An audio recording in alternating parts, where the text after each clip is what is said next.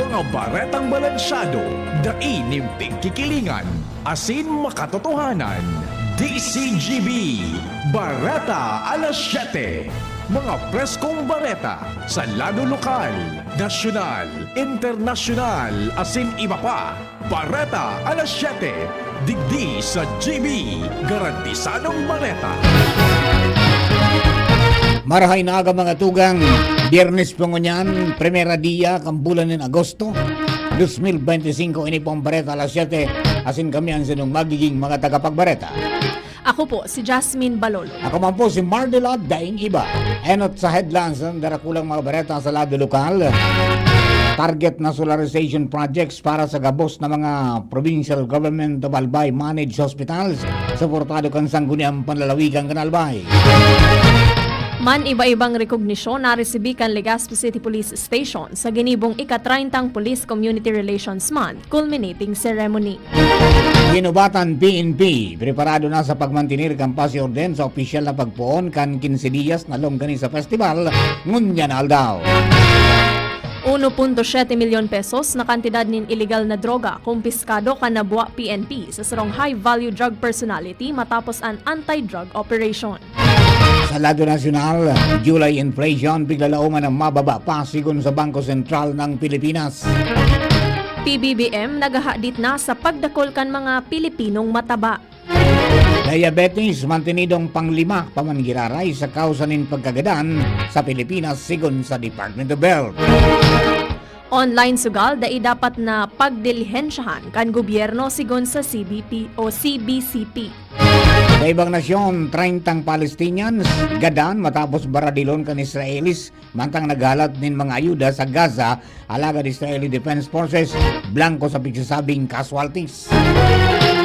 Baretang Sports Gilas Pilipinas biyaheng Saudi Arabia para sa FIBA Asia Cup. Yan ang headlines. Ngunyan sa detalles ka mga bareta, enot sa lado lokal. Ang baretang ini hatod sa Indukan. Optin Lutein Capsule. Alagaan ang paningin sa tulong ng Optin. Kitang-kita ang kalusugan ng mata. Suportado kan sangguniang panlalawigan kan Albay ang target na solarization projects para sa gabos na mga PGA o Provincial Government of Albay Managed Hospitals.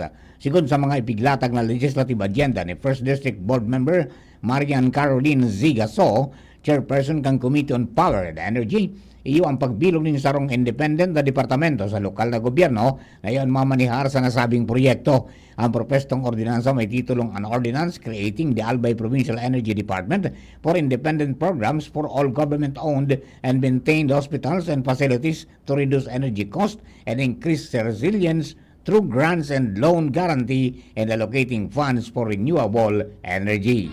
Ang baretang ini hatod sa Indukan. Plemex. Pag may ubo o hika, Plemex agad. Basta lagundi, Plemex. Naresibi kan Legazpi City Police Station an man iba-ibang rekognisyon katakod kan ginibong ika-30 Police Community Relations Month culminating ceremony kasuhapon sa Camp Kapitan o Captain Del Rosario Haushan Sr., Barangay Santa Cruz, Ligao City kasuhapon. Sa ginibong aktibidad, naresibi kan Legazpi City Police Station ang top performing unit in CPS based on the unit performance rating. From May 2024 to April 2025, Outstanding PCAD Unit as in first runner-up sa Search for Best Practice on CSOP, System and Other Crime Prevention Initiatives. Ang pagmidbid, personal na niresibi ni Legazpi City Police Station Deputy Chief Police, Major Nathaniel Jacob. Ang baretang ini hatod sa Indukan. Liver Aid Silimarine Capsule. Ang good drinks at good food, perfect combo. Isama pa ang Liver Aid. It's liver lover, boys! Preparado ang Ginubatan Municipal Police Station sa pagsiguro kan pasi orden para sa opisyal na pagpuon kan 15-day longgani sa festival ngunyan aldaw. Sigon kay Ginubatan Chief of Police, Police Lieutenant Colonel Arthur Tagtag Jr., nakahagad siya ng augmentation force sa PNP Mobile Force as in iba pang police units tanganing siguruhon ang seguridad kan publiko sa bilog na selebrasyon. Sa pagbukas kan selebrasyon, dako naman nakalinyadang mga aktibidades kung saan biglalauman ang pagatindir ka mga opisyal kan Albay kasabay si 3rd District Congressman Adrian Salceda.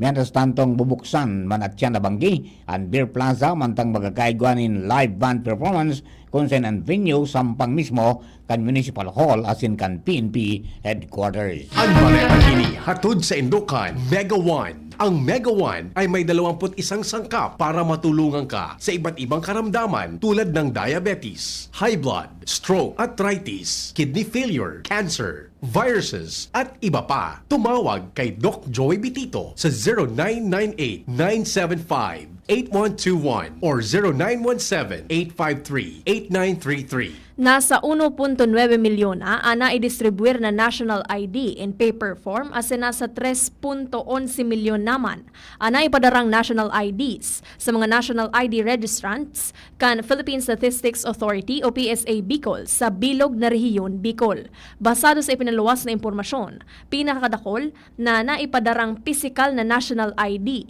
sa Camarines Sur na may sobra 1.1 milyon, sinundan inikan Albay na may sobra 696,000, mantang nasa sobra 143,000, sagod 418,000 naman ang naipadarang national ID sa Catanduanes, Camarines Norte, Masbate, asin Sorsogon. Mantang sa naidistribuir na national ID in paper form, pinakadakol man sa Giraray ang Camarines Sur na may sobra 542,000, sinundan inikan Albay na may sobra 362, asin Sorsogon na may sobra 365,000, mientras na may nasa sobra 156,000, sagod 286,000 naman ang naidistribuir sa Catanduanes, Camarines Norte, asin Masbate. Sa ngunyan, padagos man ang pag-enganyar kan PSA Bicol sa publiko na magparehistro na sa National ID System kan ahensya.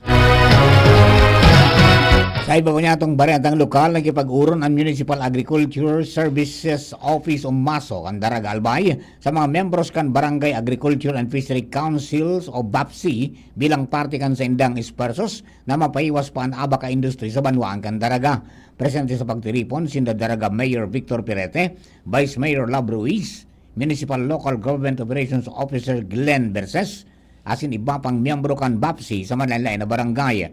Naging presente man sa pagtiripon si Philippine Fiber Industry Development Authority o PhilFIDA Acting Planning Unit Head Leo Andrew Bordius, asin ipigiras ang mga alternative livelihood opportunities na pwedeng mapakinabangan sa abaka, siring kan bag making, sleeper making, mat weaving, hammock making, asin iba pa.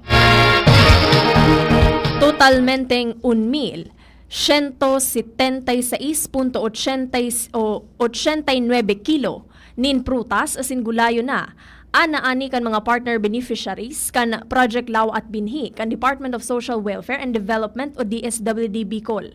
Sigun sa ahensya, nagakantidad man nin po kumasumenos 40,000 pesos an sa indang na ipabakal.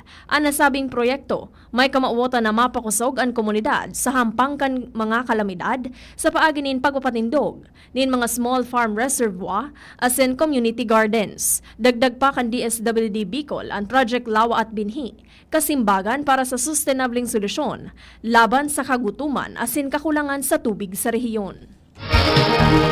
Nag-courtesy visit sa si Social Action Center o SAC Legazpi Diocese Chair Reverend Father Eric Martiliano kay Albay Governor Noel Rosal asin napag-urunan ang development kan Laudato Si Eco Village site. Sigun kay Father Martiliano, nagkaigwasindanin marahay na pag-ururon kasabay ang SAC staff kasabay si Che Prudante asin Sara Doblado kan alter plan. Ipigiras digdi ang vision para sa sustainable asin eco-friendly community growth para sa pagantaman sa kabalibutan o common home. Katakod kini, ibig pasalamat ni Father Martiliano ang siring na collaborative step para sa Laudato Si sa pagikan thoughtful site development. Ginibukan Department of Environment and Natural Resources o DENR Bicol ang consultation meeting kaibahan ang gobyerno probinsyal kan Masbate. Katakod kan preparasyon para sa Project Transform kan ahensya sa Masbate City. Sigun sa DENR Bicol, ang proyekto saro sa mga priority areas para sa taong 2025 sagod 2026. Kung sain maabot kaining mapakusog pa ang espersos kan lokal na gobyerno na ma-empower ang mga climate vulnerable communities laban laban sa climate change asin maibusol ang sustainable development. Ang Project Transform, sarong LGU-led multi-stakeholder partnership model na may kamauotan man na mainganyar ang mga lokal na gobyerno sa ENR governance, partikular na ang pagdugang nin kapasidad para sa environment and natural resource management. Tinutukan man sa nasabing paghururon ang best practices kan gobyerno asin pribadong sektor, manungod sa pagsimbag kan mga hagyat kan climate change sa lugar. Mientras tanto, day nagtauning komento si Tabaco City PNP Chief of Police, Police Lieutenant Colonel Edmundo Cirillo Jr. sa nagluwas na desisyon kan Court of Appeals o CA na nagsasabi na kasabay siya sa may dakulang paninimbagan sa pagkawara ni Bicol activist Felix Salaveria Jr. kan Agosto 28, 2024. Sigon kay Cirillo, dahil siya pwedeng magkomento lalo na ngunyan na nasa legal na laban na ini asin dapat alatunos na ang legal na aksyon kan sendang grupo. Sa 62-page decision kan Court of Appeals na may petsang Hulyo 21, pinsasabi na si Cirillo, kasabay si PNP Chief General Torre III, na dating Director kan Criminal Investigation and Detection Group o CIDG, iyo ang puminalyar to exercise extraordinary diligence sa pag-imbestigar sa nasabing kaso. Opera kay Cirillo Sintore, kasabay man sa accountable sa kaso sin the Police Brigadier General Andre Perez Dizon, dating Regional Director kan PNP Regional Office 5, Police Colonel Julius Nuevo, Provincial Director kan Albay Police Provincial Office, Police Colonel Ivy Cirillo, Chief kan Criminal Ivy Castillo, Chief of Police of Criminal Investigation and Detection Group, Regional Field Unit 5, asin sinugo kan SEA National Police Commission, asin PNP na magkagawin serious, effective and thorough investigation sa kaso ni Salaveria na aligadong abducted o dinukot kan mga ahente kan gobyerno. Nasa 1.7 milyon pesos kantidad nin illegal na droga ang nakumpiskar kanabwa Municipal Police Station sa sarong high-value drug personality sa ginibong anti-drug operation kasuhapon sa Barangay Baras, Nabua, Camarines Sur. Sigun sa Nabua Municipal Police Station, namidbid ang suspect na si alias Otoy, 26 anyos, residente kan Block 5, Lot 39, Phase 1B Suburban Montalban, Rizal. Nakumpiskar sa suspect ang 250 gramo nin pinagtutubudang shabu na may kantidad na 1.7 milyon pesos basado sa standard drug price. Sa ngunya, nasa kustodya na Kanabua Municipal Police Station ang suspect para sa magkakanigong dokumentasyon, inquest proceedings asin ang pag-file nin magkakanigong criminal charges para sa pagbayolar kan Republic Act 9165 o ang Comprehensive Dangerous Drugs Act of 2002. Primerong parte po yan gusto yung Bareta alas 7, mga Bareta sa lado lokal. Ang Bareta niya to sa lado nasyonal, ibang nasyon, sports asing kamugtagang kampanahon, makalis lamang po kini. At ngayon, ang pinakabago, ang pinaka-epektibong food supplement na mabusising ginawa sa Amerika at matapos at 3 taon, aprobado na ng FDA. Mega One, ang evolusyonaryong produkto na nagtataglay ng 21 natural na mga komposisyon na nakatutulong upang palakasin ang immune system at ang ating kalusugan. Para sa karagdagang impormasyon, maaaring pumunta kay Doc Joey Bitito sa Barangay 18, Cabangan West, Legazpi City, kaharap lang ng Bangko Sentral ng Pilipinas. O tumawag sa 0998-975-8121 or 0917-853-8933 para sa free consultation sa natural medicine. bisitahin din ang aming Facebook pages, Mega One-Superfood at NHC Bayanihan Official. Mega One, evolusyon para sa kalusugan. Pre, makinig ka muna. Payong kaibigan lang ha. Work hard, play hard. Yan ang motto ko dati. Pero nakakapagod din pala katagalan. Sa gitna ng lahat ng mga puyat, inom at pagkain ng masasarap, kasama na ang oily at fatty foods, kailangan pa ring bantayan ang kalusugan. Tamang kontrol ang kailangan. Katuwang ko, ang Liverade. May silimarin na maaring makatulong protektahan ang atay. Cheers to more good times. Be a liver lover. Mahalagang paalala, ang Liverade ay hindi gamot at hindi dapat gamitin paggamot sa anumang uri ng sakit. Ang good drinks at good food, perfect combo. Isama pa ang Liverade para sa kalusugan ng atay. Mabibili sa mga leading drugstores nationwide. Piolo Pascual po. Sa ubo at hika, may Plemex Forte Syrup and bottles. Pero para sa ginhawang kailangan agad, may Plemex Forte Capsule and Blister Pack. Madaling bitbitin, kayang ibulsa. Gawa sa natural na lagundi na tumutunaw at nagpapalabas ng plema. Convenient na, ginhawa pa. Plemex Forte Lagundi in Capsule. Basta Lagundi, Plemex. Easy! Vitex Segundo L is the generic name of Plemix Forte. If symptoms persist, consult your doctor. Attention! Attention! Mga paraantabay, may marhay na bareta! Ang DZGB nasa cellphone na! Yes po! Madadangog na ang DZGB sa saindong mga cellphone. Sa katuyuhan na mas lalo kamong mapagserbihan asin dagdag na konbenyensya sa Saindo Gabos, ang DZGB pwede nang ma-access sa paagi kan sa indong cellphone. I-download lang sa indong mga Android phone ang DZGB app sa paagi kang Google Play Store asin Apple App Store asin hanapo ng DZGB Live. I-install sa indong gadget asin malinig nindong madadangog ang DZGB. Libre po ini. DZGB. Number 1 na, may Facebook Live pa. Ngunyan, may DZGB Live app na. O, ano pang pighahalat nindong mga paraan tabay?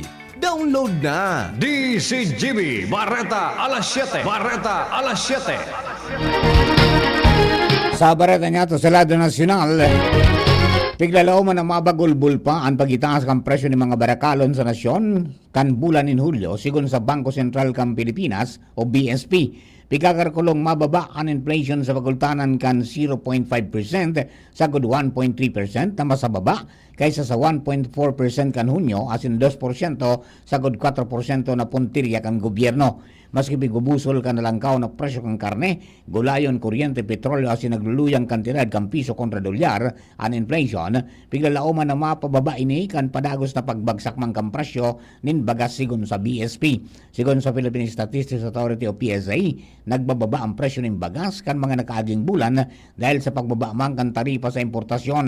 Mantang buminagsak ang balor kan piso sa 58.32 sentimos kontra dolyar sa ultimong trading kan Hulyo. Piglalauman na iluluwas kan PSA ang opisyal na datos kan inflation sa maabot na Martes.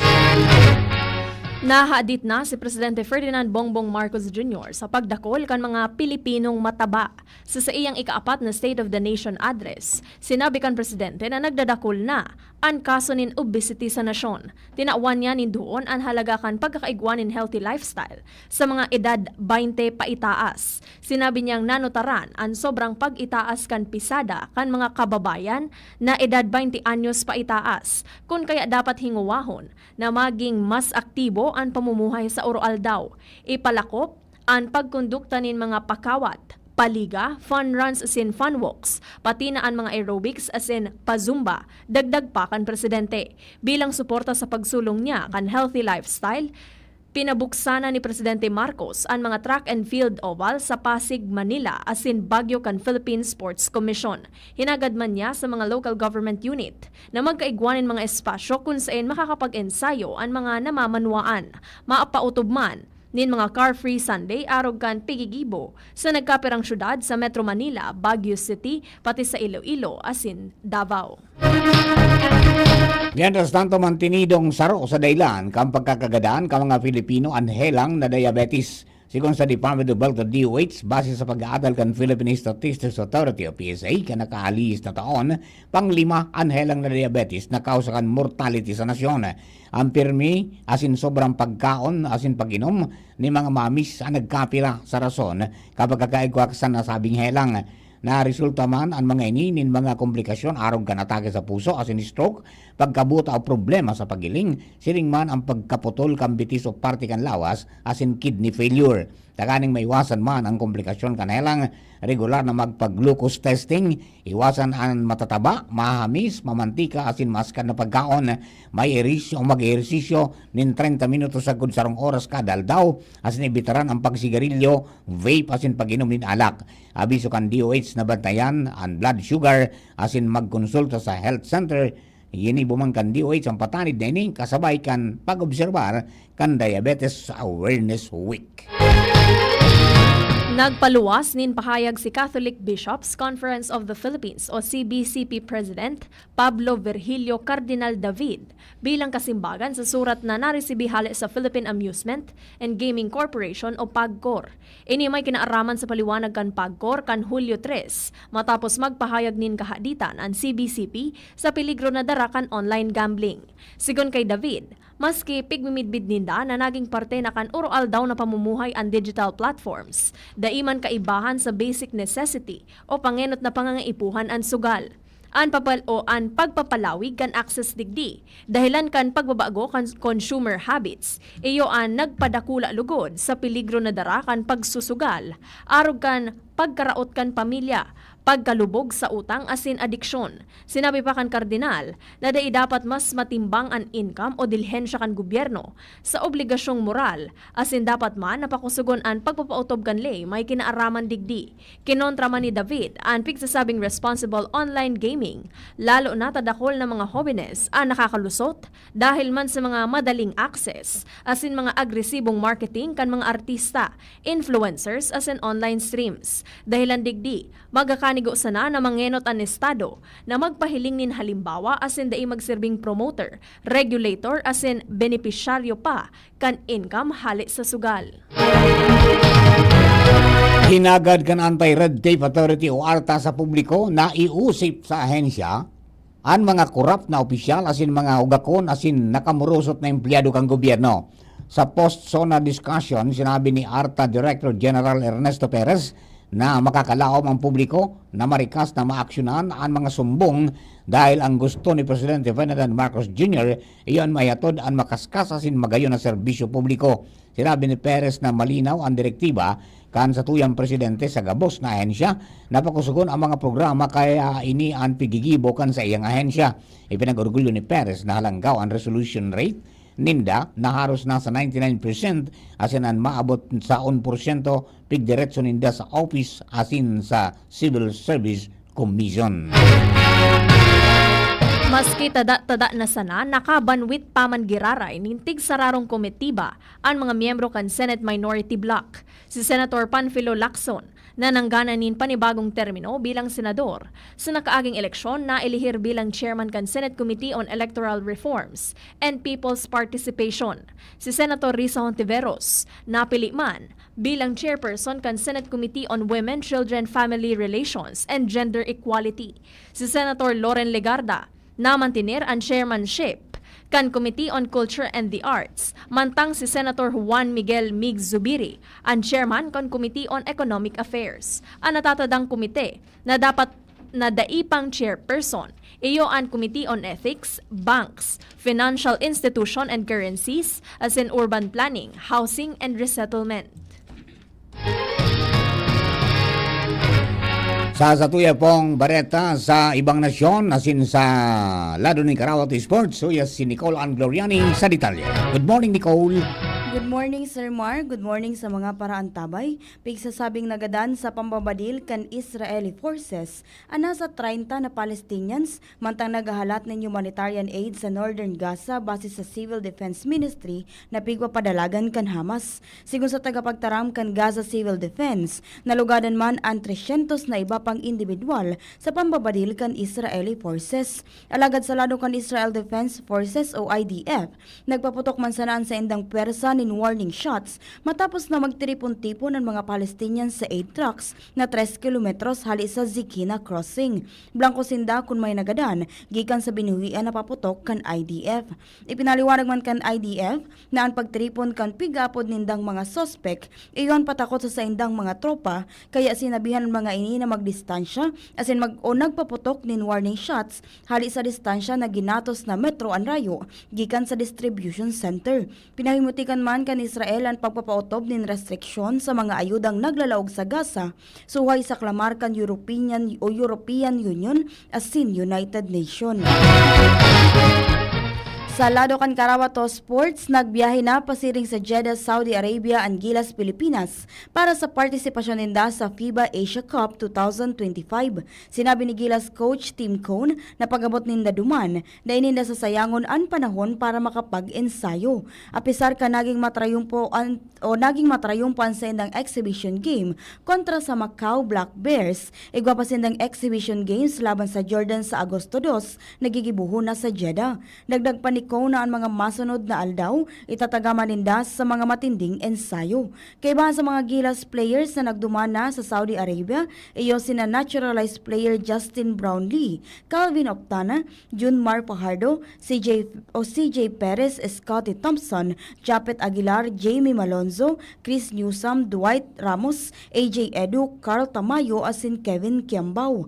Mapunan laban kan Gilas Pilipinas kontra sa Chinese Taipei sa Agosto 6. Iyan ang detalles kan Bareta sa ibang nasyon na sin sports. Ako po si Nicole Ann Gloriani. Thank you, Nicole. Sa kamugdabog ang panahon, uyaman ang pag-asa DST Regional Forecasting Center, Sir Melvin Almoela. Ninang sa tuyang latest update sa kamugtakan kang sa tuyang panahon, Southwest Monsoon o paros kang habagat ang nakaka-apekto sa enterong Luzon asin sa Kabisayaan. Mantang masunod na 3 aldaw di man kitang nahiling na anuman na low pressure area o anuman na bagyo na maaaring mabuo sa Lobning Par na maaaring maka-apekto po sa tuyang nasyon. Mantang digdi sa Kabikulan, magiging bahagyang panganuron sagkod sa panganuro na kalangitan na may mga pulo-pulo mga paguran o pagkikilat pagdaguldol. Dulot kang Southwest Monsoon o habagat. Ang paros ay maluya sagkod moderato na halis sa sorsog no panang mamamatian. Ang mga baybaying dagat asin kadagatan kang Kabikulan magiging banayan sagkod sa moderato ang pag-ukol. Kinatayang agwat ning temperatura pigil umampoon 27 sagkod 33 grado sentigrado. Asin ang aldaw ay nagsirang kasabagong alas 5:30 ning pagkaaga. Asin masulno pa dyan na alas 6:12 ning pagkahapon. Ini sa Melvin Almoela reporting live halidigdi sa DOST Pag-asa Legazpi. Thank you, Sir Melvin. Mga tugang yan na po ang kabilugang sa tuyang Bareta alas 7. Pini po na kinalap sa DCGB News Bay sa nakalista 12 oras. Sa pangarap bukas na nakaibanan sa pagsurat kan mga Bareta, Jenny Matthew Baleran asin man si Nicole Ann Gloriani. Lado technical, yaon dyan si Ronald Baldo. Sharing man si Casey Tanay at tuya pong OGT from CSP Sinaboa.